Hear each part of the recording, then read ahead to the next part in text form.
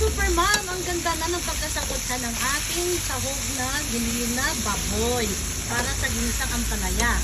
So, ito na rin ang hudyat para maglagay na tayo ng iba pang ingredients para sa ating panglasa na sahog. Maglalagay ako ng nor seasoning, optional. Kung meron, maglagay. Kung wala, okay lang din. At Mamacita's oyster sauce. Kung meron, maglagay. Kung wala, okay lang din. Yan. So, mix lang.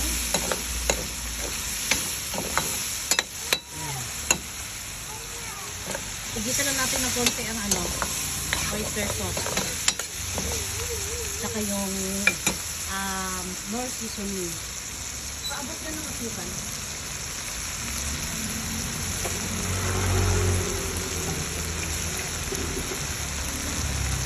Maglagay lang din ako ng mga half teaspoon ng sugar para lang mag-balance ang lasa.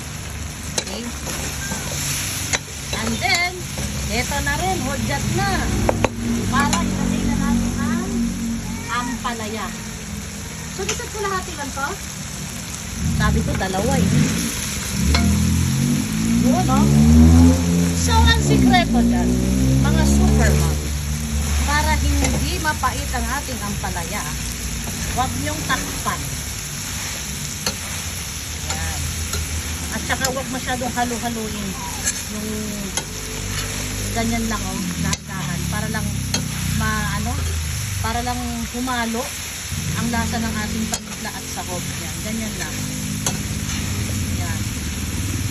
Tapos, i-rest lang ng konti para magpantay ang distribute ng init sa ampalaya. Yan. Narinig nyo, nagsiswesel yung mantika. Tapos, bukod sa ampalayang ginisa, ito, skinless lang gonisa. Luto na. Luto ng anak ko. Yan. Luto na natin ang bahagya. Yan. Para mag-well combine ang lahat.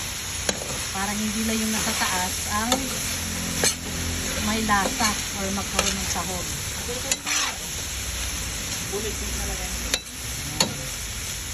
So, rest ulit.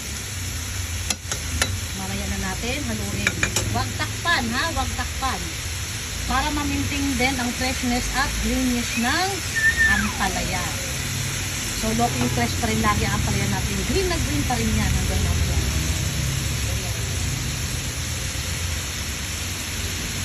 Nabatin mo na? Ako na dito. So, halo ulit. Para yung nasa ilalim mapunta sa ibabaw. Para pumantay ang luto ng ampalaya. Yan. Tignan nyo kung gaano kaganda. Pag mag-translucent na ito, half cook na siya, pwede na natin ilagay ang itlog.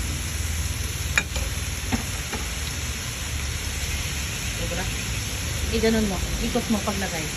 So, hudyat na para ilagay ang beaten egg. 6 yan guys. Hindi ko sinabing ikutin mo ang mulukong.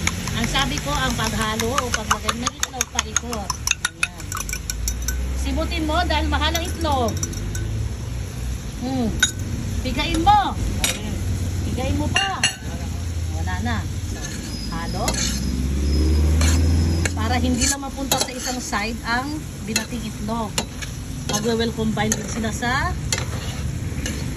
ampalaya. Para naman, hindi lugi yung ibang kakain. Na puro ampalaya lang ang makukuha. Ayan.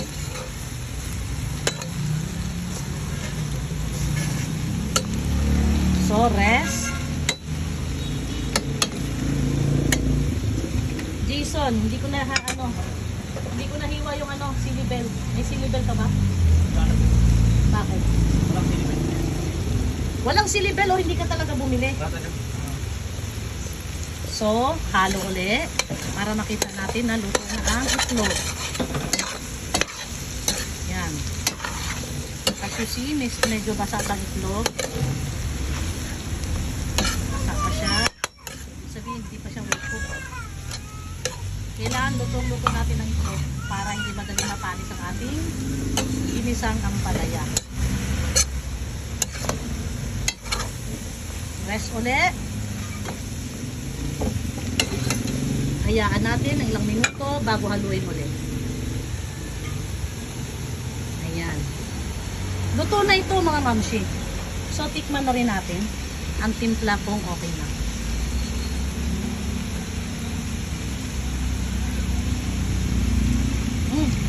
Goods na. Hindi na natin kailangan maglagay ng asin.